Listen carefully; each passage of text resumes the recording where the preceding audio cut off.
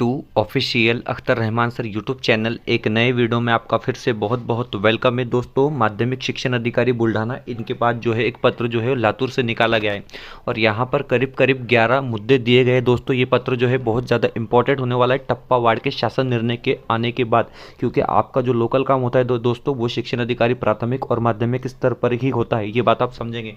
तो आप सबसे पहले यहाँ पर डेट देखेंगे 26 तारीख को, मतलब आज ही के रोज ये पत्र निकाला गया है। सेम पत्र जो है वो मुख्याध्यापक अंशतः अनुदानित सर्व जिल्हा लातूर इनको भेजा गया है। विषय है खाजगी प्राथमिक शाळांना 20%, 40%, 60% व वाढीव 20% अनुदानाबाबत। तो देखिए सीधे सीधे तौर पर बताया गया है कि वाढीव टप्पे के लिए जो है ये आदेश निकाला गया है, ये लेटर निकाला गया है। और अगर आप संदर्भ देखोगे तो यहाँ पर 24/3/2023 का संदर्भ है और यहाँ पर लास्ट वाला संदर्भ अगर आप देखोगे तो कल का संदर्भ है, मतलब कल के शासन निर्णय का संदर्भ यहाँ पर जोड़ा गया है। वीडियो में आगे बढ़ते हैं, चैनल पर नए हो तो प्लीज़ चैनल को सब्सक्राइब कीजिए।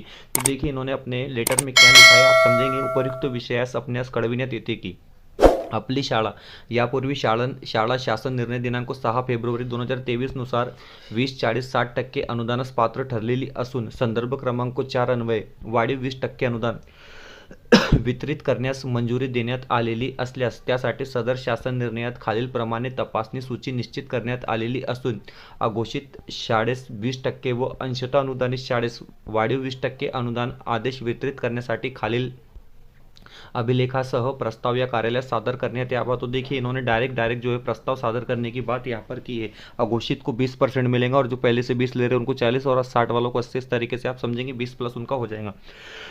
अब क्या मुद्दे यहाँ पर रखे गए ये इंपॉर्टेंट होने वाला है प्रस्ताव सादर करते वक्त। तो देखिए सदरहून शाळेस अनुदानासाठी पात्र करण्यापूर्वी सदर शाळेचे वर्ग तुकडी अतिरिक्त शाखा मान्यतेबाबतचे सर्व शासन आदेश सादर करावे। टोटल शासन निर्णय आपको सादर करना पड़ेगा मान्यता के आदेश के साथ में। सदर शाळा शाळेस मान्यता दिलेल्या मूळ ठिकाणी सुरू आहे याचा पुरावा सादर करणे, तसेच सदर शाळेचे स्थलांतर झालेले नसून त्यासंबंधी शासन मान्यतेचे आदेश शासन सादर करणे। ओके। मुद्दा क्रमांक 3, सदर शाळेची सन 2024-25 ची संच मान्यता सादर करावी। इंपॉर्टेंट बात है, कल से आपको हम बता रहे हैं। मुद्दा नंबर 4, सदरहून शाळेच्या अनुदानास पात्र करण्यात आलेल्या वर्ग तुकड्या शाखा स्वअर्थसाहित्य तत्वावर सुरू नाहीत याची माहिती सादर करावी।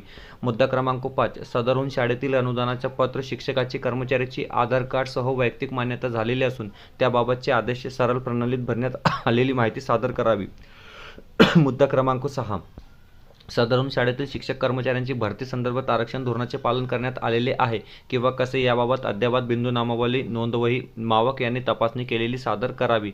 मुद्दा क्रमांक 7 यानंतर दिलेला आहे की सदर शाळा तुकडीला यापूर्वी 20, 40, 60% अनुदान सुरू असून शासन निर्णयातील अटी व शर्तीची पूर्तता केल्यानंतर त्या पुढील वाढीव 20% अनुदान देण्यासाठी सर्व अनुदान आदेश सादर करावे। मुद्दा क्रमांक 8, सदरहून शाळेतील शिक्षक व कर्मचारी राष्ट्रीय निवृत्ती वेतन योजनेत समाविष्ट झालेले आहेत नाहीत याचा पुरावा सादर करावा।